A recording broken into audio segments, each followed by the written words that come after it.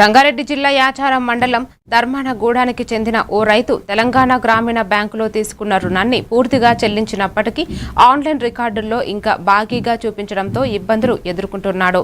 ఇతర బ్యాంకుల్లో కొత్త రుణం కోసం ప్రయత్నించగా పాత లోన్ క్లోజ్ కాలేదని తిరస్కరించారు. అన్ని చెల్లింపులు పూర్తి చేసినప్పటికీ సిస్టంలో అప్డేట్ చేయకపోవడం వల్ల తనకు అన్యాయం జరుగుతోందని రైతు ఆవేదన వ్యక్తం చేశాడు. వెంటనే లోన్ ఖాతా క్లోజ్ చేసి రికార్డులు సరిచేయాలని రైతు డిమాండ్ చేస్తున్నాడు.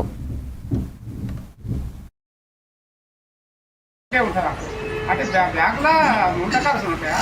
నేను అడిగితే అట్లే ఉంటుంది. మేమేం చేస్తాం, బ్యాంకులే అట్లా మా కార్డు ఇచ్చారు అంటే అట్లా ఎట్లుంటుంది.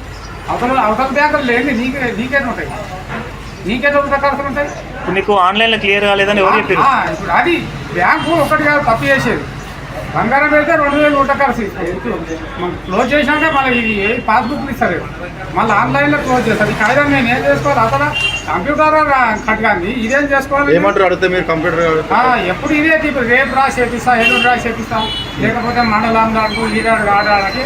అసలు నేను మనకు ఉన్నది ఈడ, మరి అడవి నేనేం అడుగుతా?